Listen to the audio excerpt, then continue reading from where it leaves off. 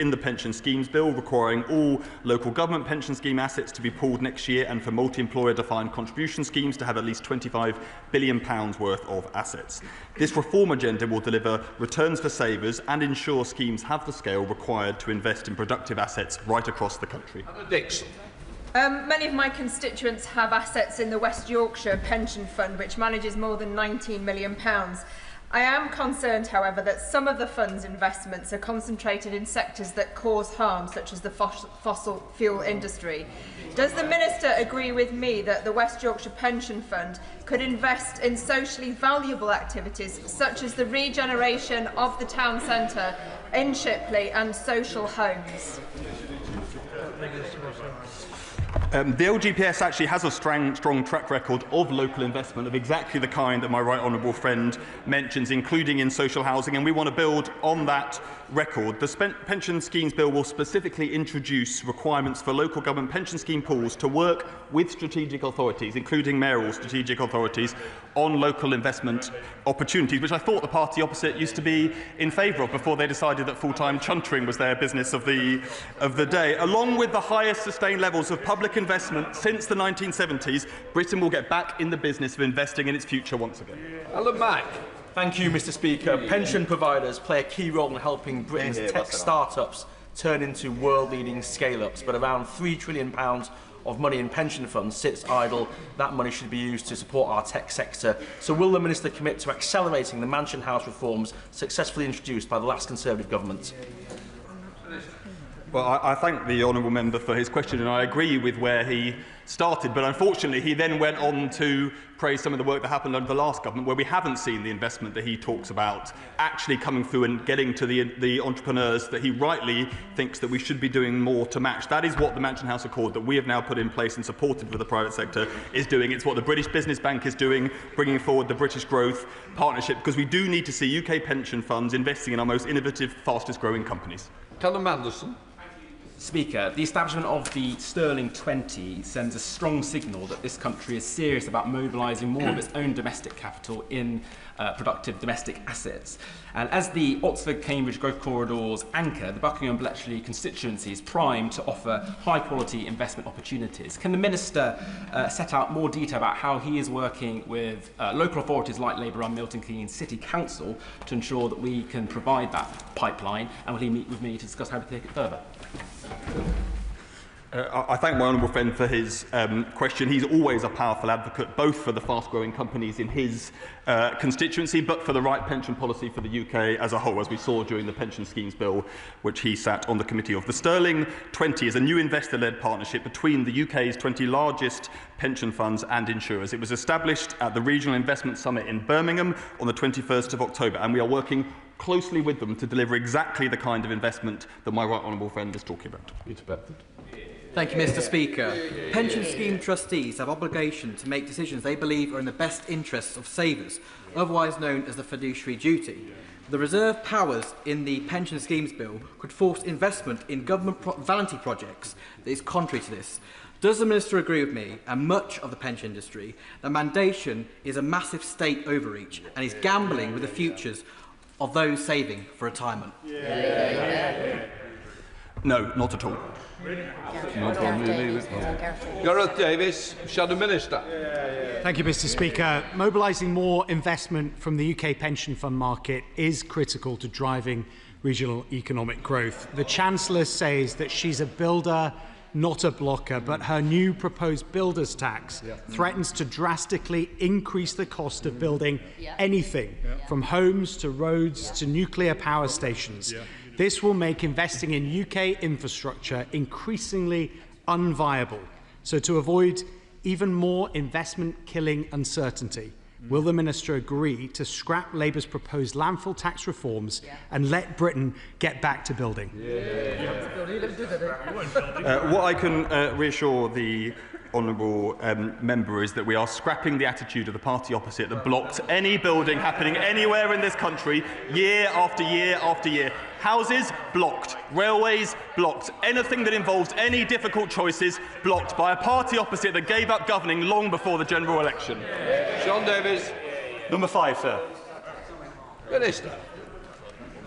Thank you, Mr. Speaker. HMRC is committed to improving day-to-day performance and the customer experience.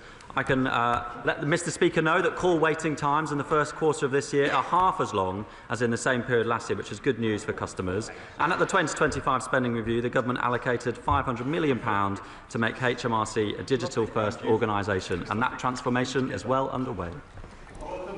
£20 million investment in relocating and upgrading Telford's HMRC office, with 1,000 members of staff working hard to deliver the best service possible. Will the Minister meet with me and Telford and Wrekin Council to discuss how the new HMRC campus can be at the forefront of improving the customer experience, including by harnessing the potential of AI and tech, as well as partnering with the start-up sector?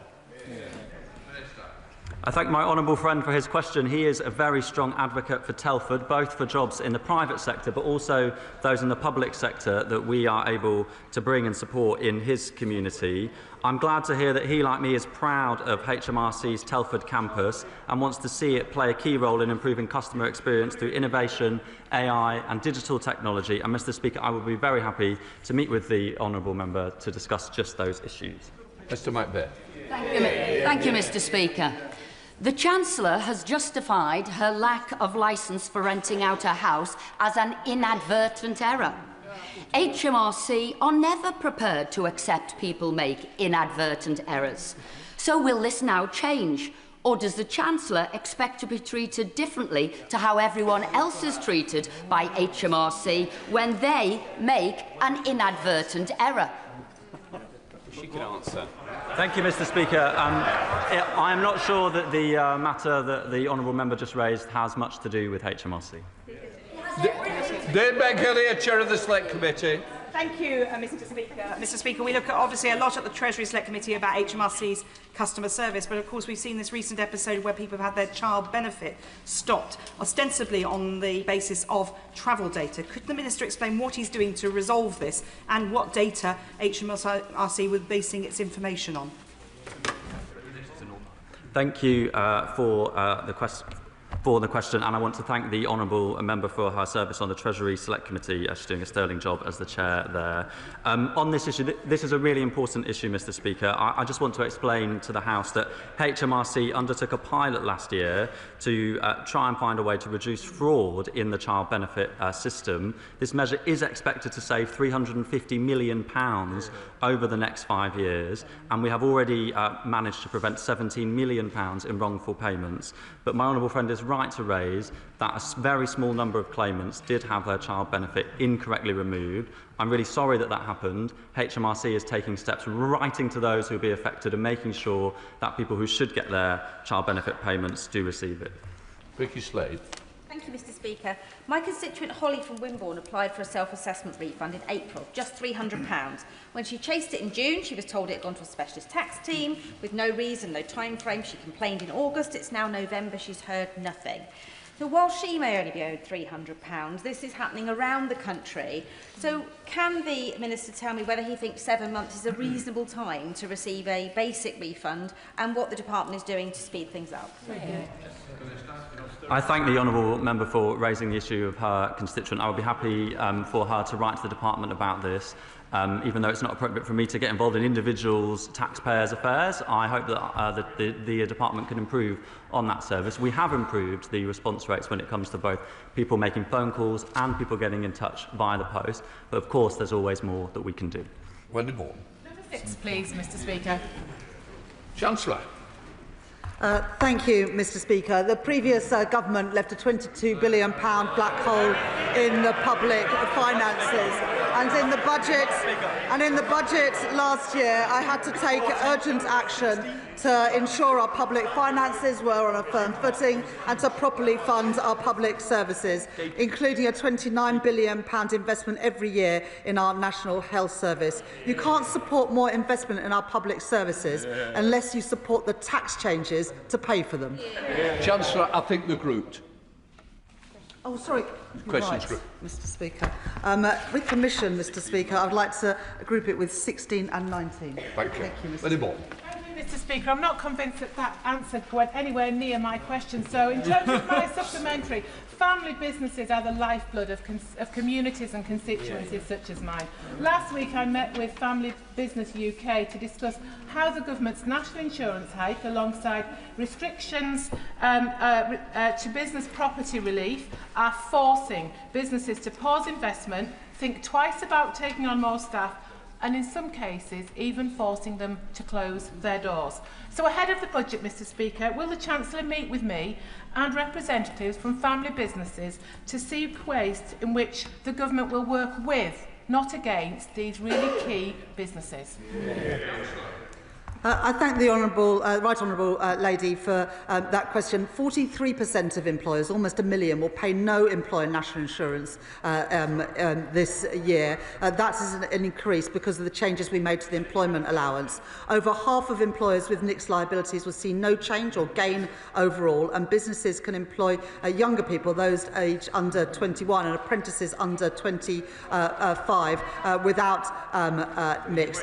But the party opposite have to decide whether they will stick with this change to national insurance or not, because if you are not going to stick with this, then you'll have to admit that you won't be able to put the money into the National Health Service. Thank you, Mr. Speaker. According to the British Retail Consortium, the Chancellor's last budget caused a £7 billion cost to retail, leading to shop closures, declining high streets and job losses. If the Chancellor won't acknowledge the damage she has caused, how will she go about rectifying it? And can I start by recommending a 100% business rate relief put forward by the Shadow Chancellor? Thank the honourable gentleman for that question. In his own constituency, in the Isle of Wight, the 6-month change in waiting lists showed that 5% fewer people are waiting for 18 weeks or longer, and that's only possible because the money we put into the NHS, because of the tax changes we made. And regard to retail sales and the impact on shops, retail sales have increased for the last 4 months in a row, with the most recent numbers for September and August outpacing expectations. Mr. Speaker, it was always blindingly obvious that increasing employers' national insurance would lead to an increase in business costs, which would lead to higher prices, hitting working people directly, and rises in inflation. And sure enough, inflation has risen steadily under this government and is now almost twice its recommended level. But at the time of the last budget, we were told it was necessary to raise taxes on businesses by £25 billion to pay for the NHS. And large amounts of money has indeed been paid to unionised workers. But just yesterday, the ONS announced that NHS productivity had fallen by 1.5% since Labour took office. So can the Chancellor explain what exactly my Orpington businesses are paying more tax for? Well, in the honourable gentleman's constituency, people waiting more than 18 weeks for an appointment has also fallen, and that is exactly what that money is being used for. But the honourable gentleman needs to be clear, and so does the front bench opposite. If they are going to reverse the increase in national insurance, they have to also accept that there's less money for our National Health Service. That's a choice, but it would be interesting to hear whether that is the choice of that party opposite. Thank you very much, Mr. Speaker. On the 6th of December, Small Business Saturday will have us all out in our constituencies supporting small business. What measures, following the announcement this morning about the need to enhance productivity, will the Treasury be introducing to assist small businesses in the current tough climate? I thank my honourable friend for that question, and I know that she's a strong champion of people in Hornsey and Wood Green, including small businesses. Last year at the budget, we set out the principles and the consultation on business rates reform, and our principle there is to make it easier for small businesses and high street businesses, whilst making sure that the online retail giants pay their fair share of tax, and we're setting out more information on our reformed business rate system to help our high streets and help our small businesses on the 26th of November. Speaker, the party opposite gave us austerity, they gave us Brexit, and they gave us Liz Truss including high interest rates and high inflation. This government so far has delivered the highest growth in the G7, 5 interest rate cuts and record high levels of investment. So isn't the truth that it is the party opposite over 14 years that was the reason businesses were struggling? Order. This is just a rant and nothing relevant to the question. Conor Naismith. Thank you.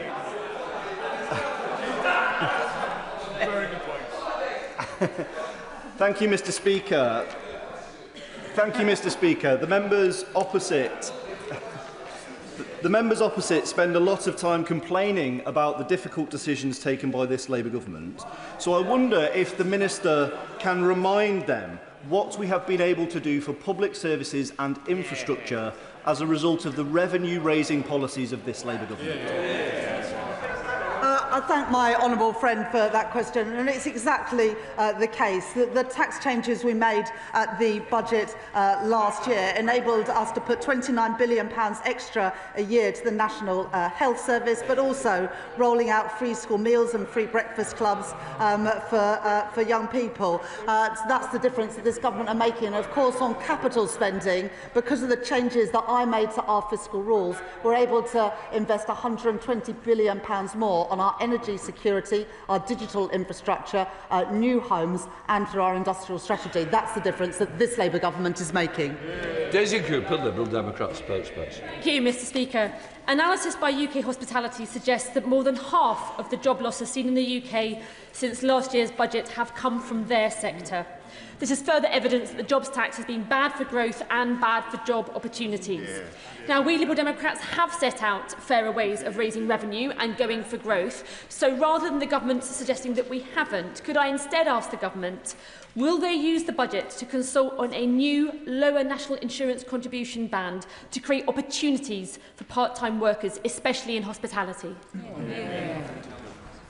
Thank you, Mr. Speaker. We did increase the employment allowance at the budget last year. That's agnostic between part-time and full-time workers, and that's rightly the case. And that's why 865,000 businesses will not be paying national insurance at all this year, an increase to help our smallest of businesses. But also unemployment. Employment is up 358,000 so far this year. A very different picture to what the Honourable Lady just tried to set out. Maureen Burt.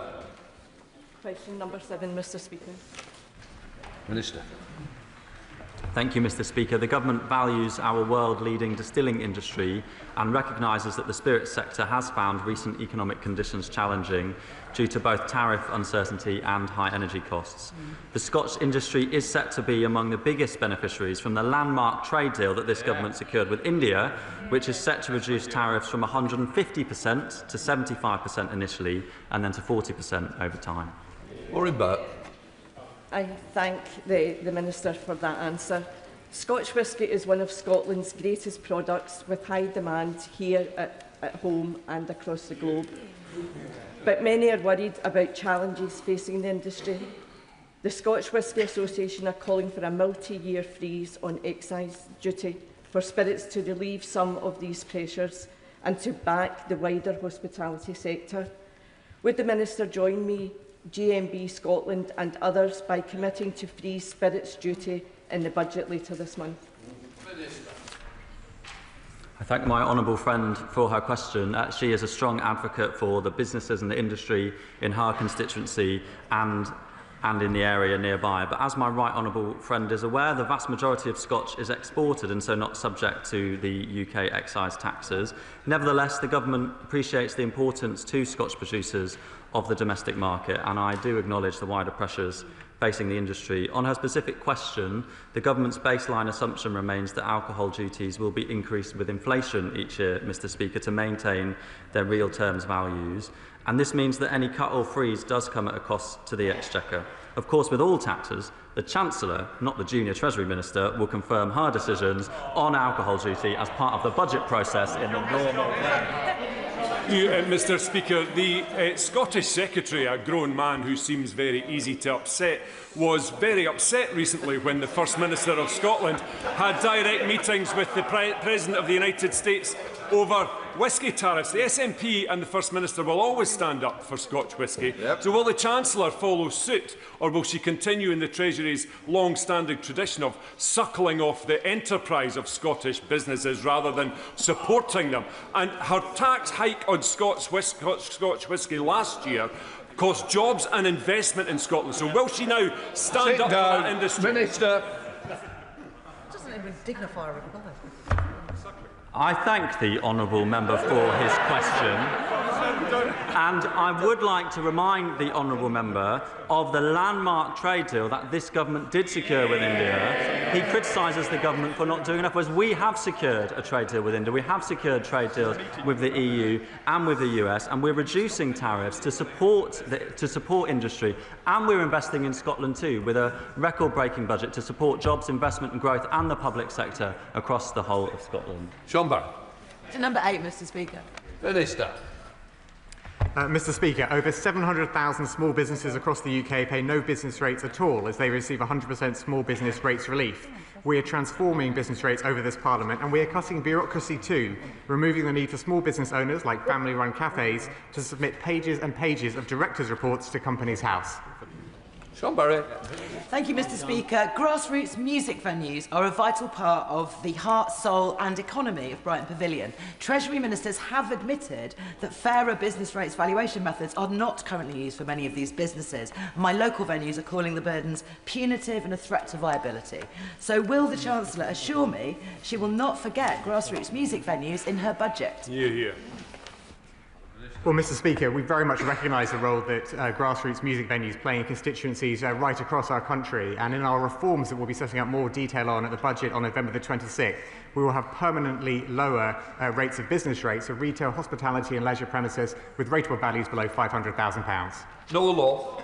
Thank you, Mr. Speaker. Despite representing only around 9% of UK economic output, the retail and hospitality sectors contribute around a third of all business rates paid. So does the Minister agree with me that high streets like that of St Austell are public goods, and will he ensure that independent small businesses such as those he's described, which are central in our communities and economies, are no longer penalised by an arcane business rate system that undervalues their public contribution?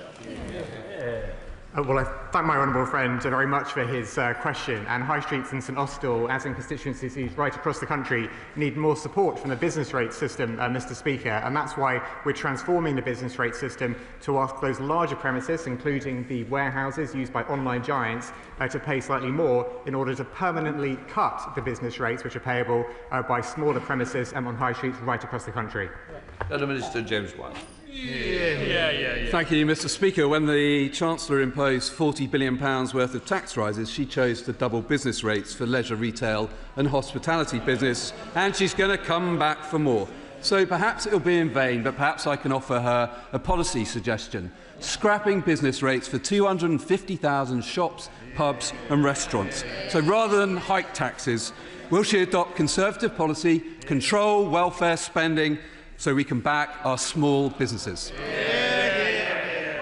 Mr. Speaker, that barely deserves a response, the question the honourable gentleman just answered. Mr. Speaker, when we came into office, the business rates relief that we inherited from the previous government was due to end entirely in April of this year. It is only because of us that we have extended it for a year, whilst we put in place the permanently lower multipliers for retail, hospitality and leisure businesses. That is businesses on high streets right across our country, which will be announced on the budget on November the 26th. Sally James.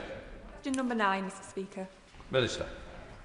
Thank you, Mr. Speaker. We consulted on measures to simplify gambling duty and improve compliance, and these responses from the consultation have now been analysed, and a response will be set out at autumn budget. I recognise the social and cultural value of horse racing, which is why we are listening to the horse racing sector as we consider our response to the consultation. Sally James.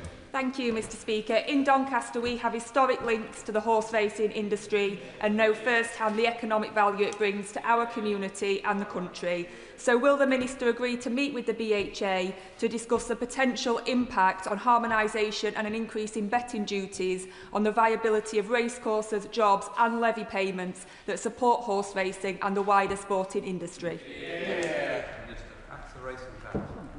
My honourable friend is a strong advocate for the horse racing industry and for the jobs and economic activity in her constituency.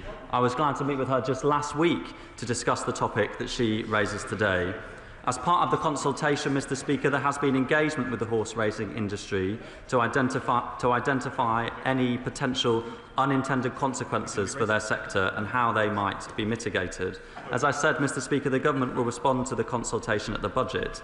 And yes, in response to my friend's question, I will happily meet with the BHA. Jack Rankin. Thank you, Mr. Speaker. Both Ascot and Royal Windsor racecourses are incredibly important to my constituency. I've visited both and refer the House to my entry on the Members' Register. On this issue, I heard him to heed warnings from across this House and, more importantly, the industry. I cautiously welcome the briefing to the Telegraph at the weekend. Racing, rightly, should be treated very, very differently to online casinos and gaming. Can he assure the House that taxes on horse race and greyhound race flutters will not increase? Decisions on tax policy will be made at the budget. Renchi O'Morrow. Number 11, Mr. Speaker. Minister. Mr. Speaker, I thank my honourable friend for her question, and I know she's a tireless champion for working families in Newcastle. We know that for too long people have been feeling they are putting too much in and not getting enough back, and that is why this government has increased the national living wage by £1,400 this year for a full-time worker, putting more money directly into the pockets of around 3 million working people. The North East Combined Authority Investment Zone will benefit from £160 million investment to deliver £2 billion in private sector investment and 4,000 jobs. Thank you, Mr. Speaker. Under 14 years of Tory misrule, North East workers saw their average annual earnings fall, causing a cost of living crisis for families across the region. But we have fantastic, passionate and productive workers. So will the Minister promise to continue to turn the back on Tory failure by investing in the industry of the North East to deliver high-wage, high-quality jobs and to ensure, as part of a budget for working people?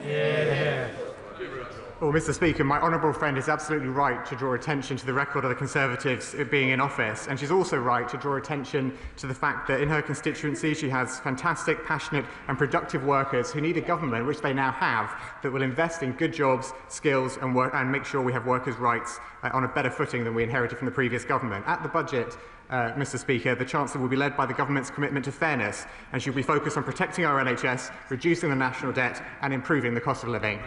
That is a linked question to Newcastle, so we'll go to Jill Fairness. Question 12, Mr. Speaker. I'm grateful to my honourable friend for her question, and I want to pay tribute to her years of work to further financial inclusion, both inside and prior to Parliament. Mr. Speaker, this is a timely question because we are tomorrow publishing the government's financial inclusion strategy, which sets out an ambitious programme of measures to improve financial inclusion and resilience for communities right across the UK.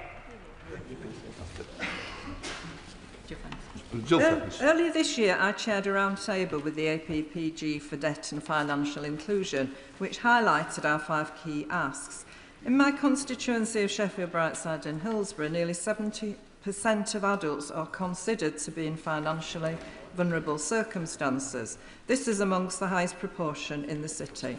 What steps does she plan to take measure the impact of the financial inclusion strategy, and would she meet with me to discuss this in the future? Mr. Speaker, my honourable friend raises a really important question, and as part of developing the strategy, the government has engaged with committee members and other organisations on how to measure the impact of the strategy and indeed to drive its delivery as well. The strategy's implementation will be reviewed in 2 years from publication against outcomes-based metrics to provide an update on progress. And Mr. Speaker, I'll be more than happy to meet with her to discuss. John Glenn. Thank you, Mr. Speaker. When I was Economic Secretary, I advanced something against the advice of officials called the No Interest Loan Scheme. Now, I'm given to believe that one of her 2 predecessors since the general election may have suspended this valuable attempt to support the most vulnerable in society. Would the Minister look again at this in advance of the budget in 3 weeks' time? Because it really is something that there was wide cross-party support for. Mr Speaker, I thank the honourable member for his question. I'm aware of the scheme that he talks about. He'll appreciate I can't preempt neither the strategy tomorrow, the launch of the strategy tomorrow, nor indeed the budget, but I'd be more than happy to meet with him to talk about it in more detail. We now go to topicals. Dr Stanhope. Chancellor. Thank you, Mr Speaker. May I first pay tribute to all those who responded to Saturday's horrendous attack, to the quick-thinking driver, the emergency services and the heroic LNER staff member Samir Zatouni, who bravely saved the lives of passengers. Mr Speaker, this government was elected to break a cycle of decline. We've returned the public finances to a firm footing, invested in Britain and begun to rebuild our economy. But times remain challenging. Global uncertainty is dampening growth and increasing the cost of borrowing, while inflation remains too high and productivity too low. In the face of these challenges, my task is clear. At the budget later this month, I will continue to build the strong foundations to secure Britain's future, to protect our NHS, to reduce our national debt and improve the cost of living, for a fairer, more prosperous Britain, with an economy that works for everyone.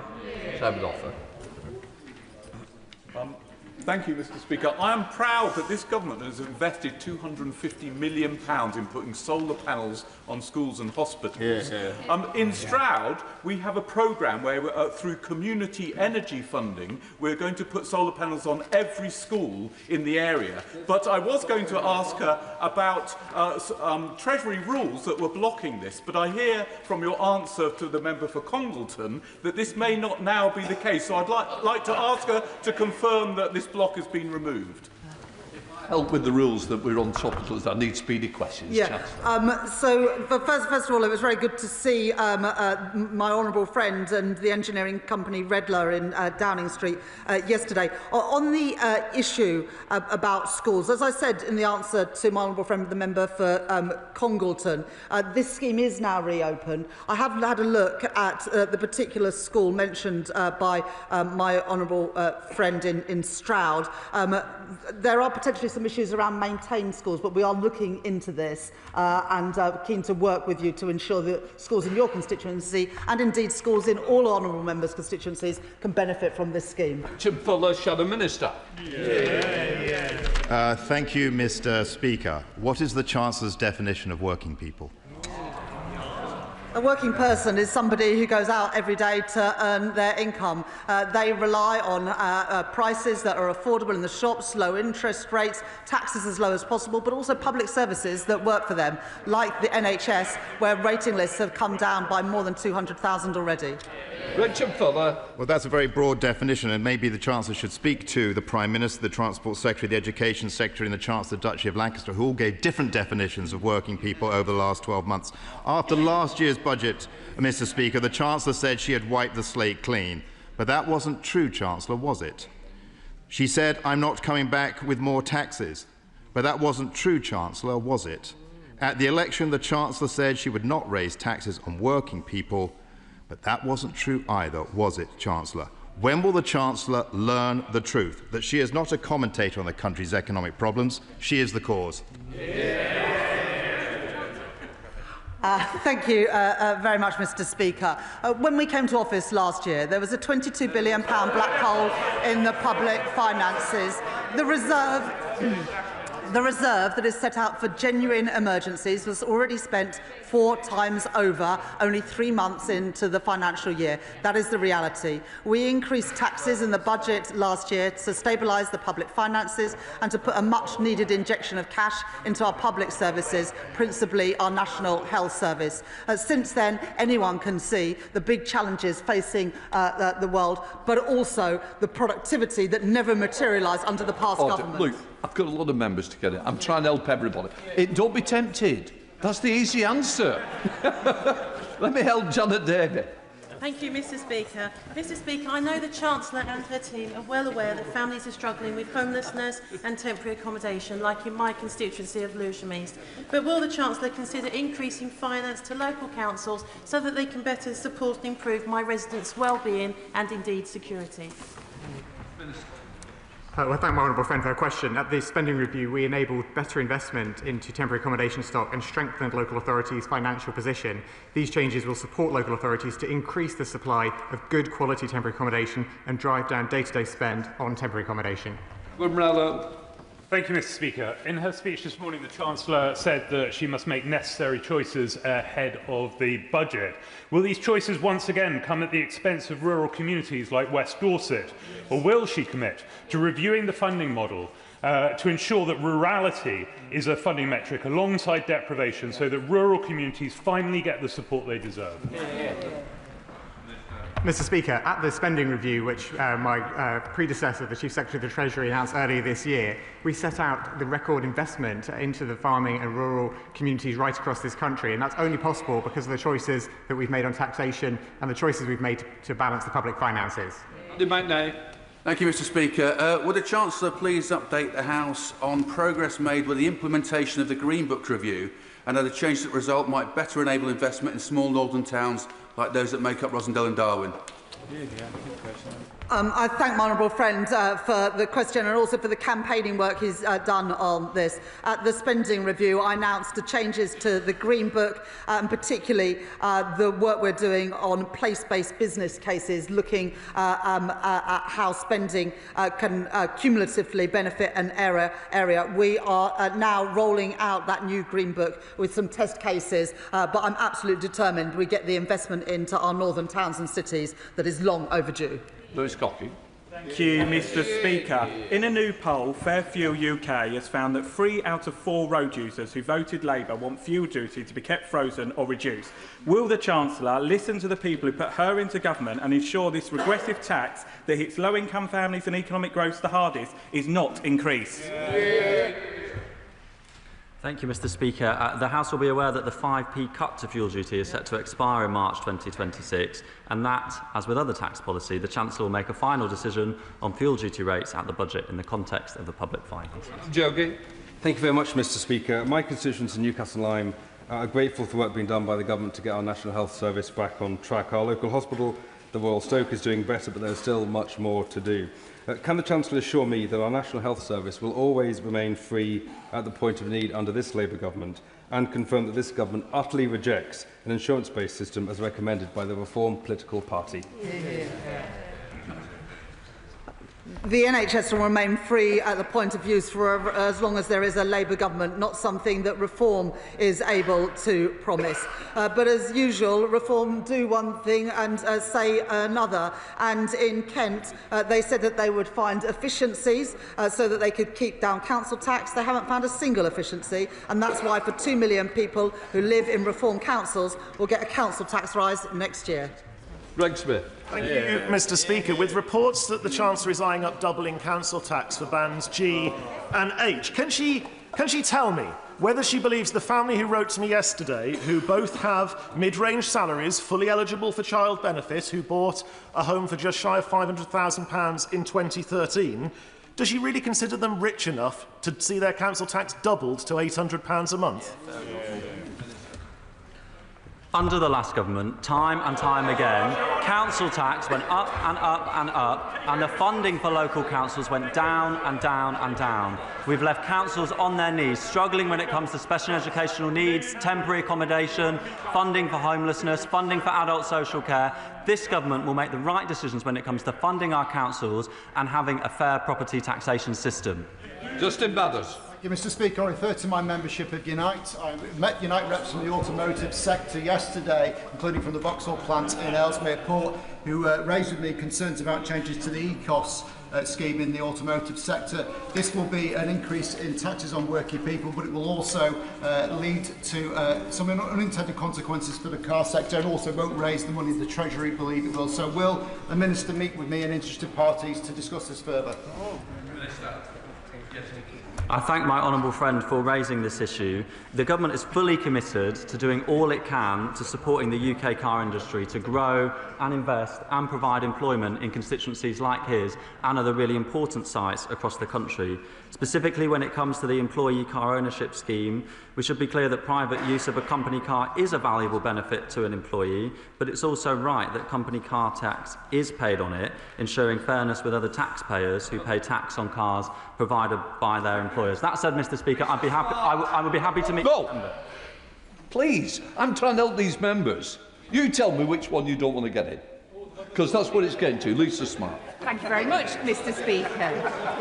I recently joined Sarah Laker and the wonderful team at Stationery Supplies in Marple to celebrate an impressive 20 years in business. But recent research by the British Retail Consortium and UK Hospitality has shown that 120,000 high street jobs are potentially at risk as a result of proposed changes to business rates next April. Could the Chancellor and Ministers confirm that the forthcoming budget will support my 250 local retail businesses through a meaningful reduction in rates and ensure that no shop pays more? Meant to shorten your question for Topples, not your original one, Minister. Mr. Speaker, we will be introducing permanently lower rates for those businesses in the budget. Kenneth Stevens. Thank you, Mr. Speaker. My constituents in Airdrie and Shotts, along with many others across the country, will be impacted by the decision of Maiden Life for Sackrings to withdraw family protection plan cover. I understand she may be aware of this issue. So will her department investigate this matter and consider what assistance might be available to those affected? Mr. Speaker, I am indeed aware of this issue. I know it affects those in his constituency and those in plenty of other members' constituencies too. I also know how concerned he is about it, and as other members are too. It is for the FCA to consider whether it's appropriate to take any further steps, but I have asked my officials to engage with the FCA on how they're approaching this. Jerome May. Economists have told the Chancellor that stamp duty is a terrible tax because it damages growth. The government's response is to double stamp duty on a £300,000 house. Why?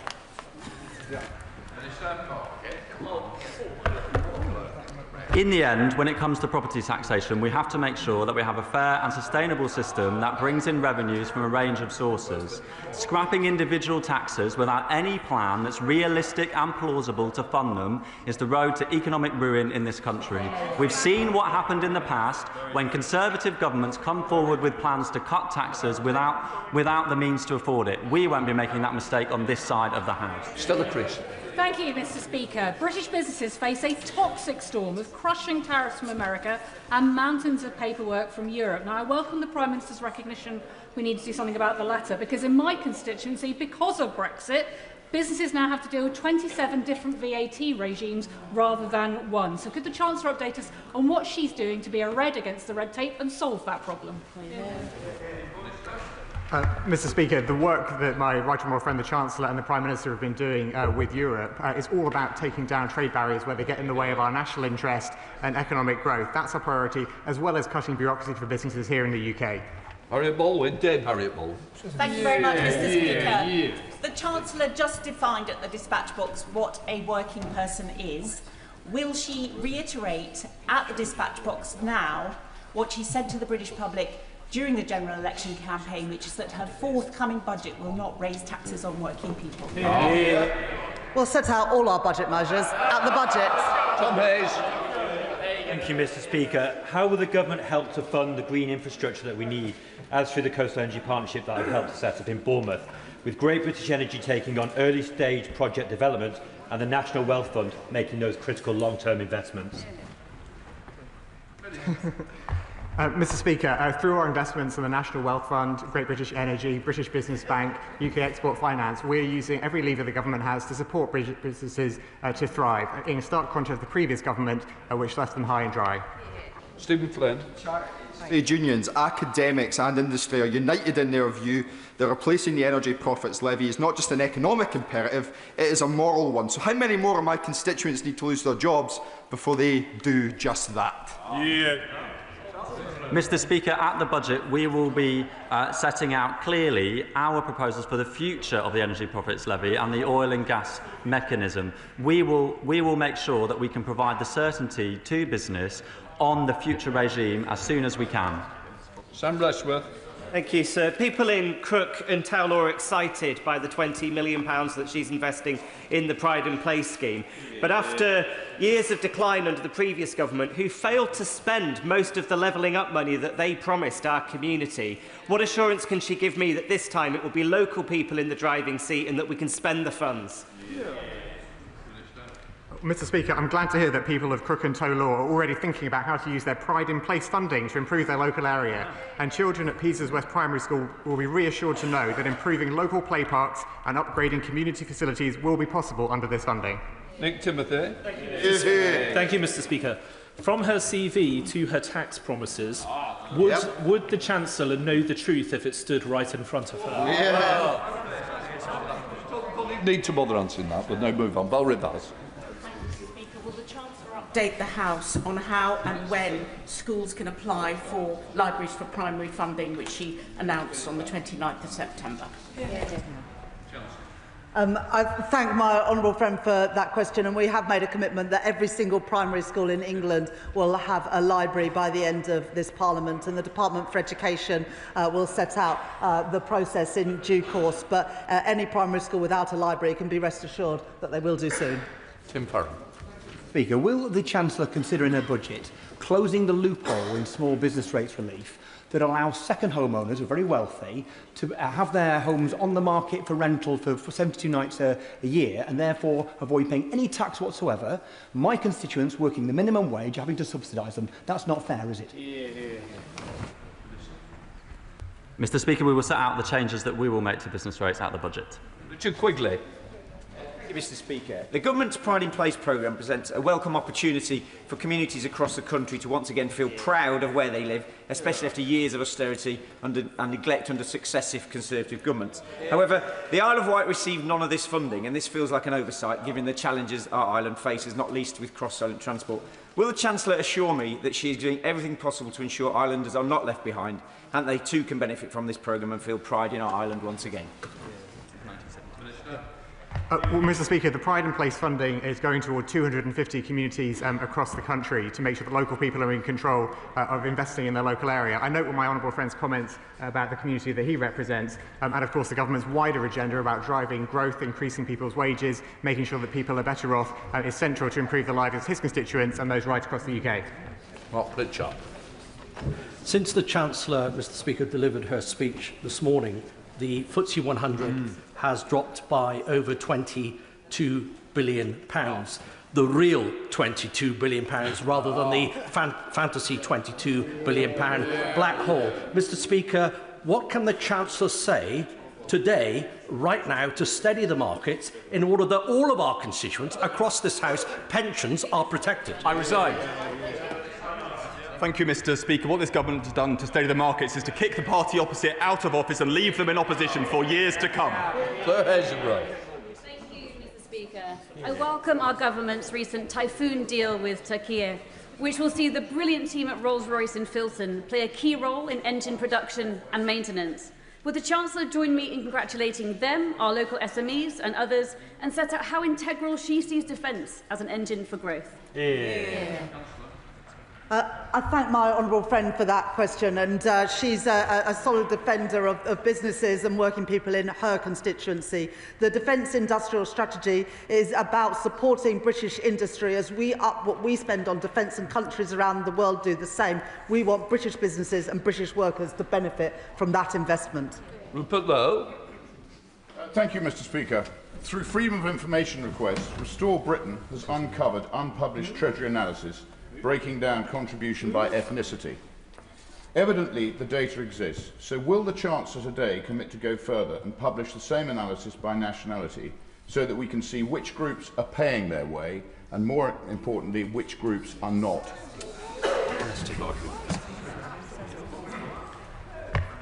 Mr. Speaker, I'm considering how to respond to that question, but I will simply leave it at saying that everyone must pay their fair share of tax. That's something this party is committed to in government.